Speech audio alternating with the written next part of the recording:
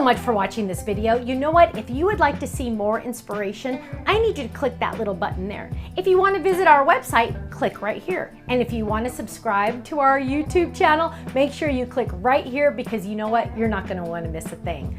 I'll see you soon. Bye-bye.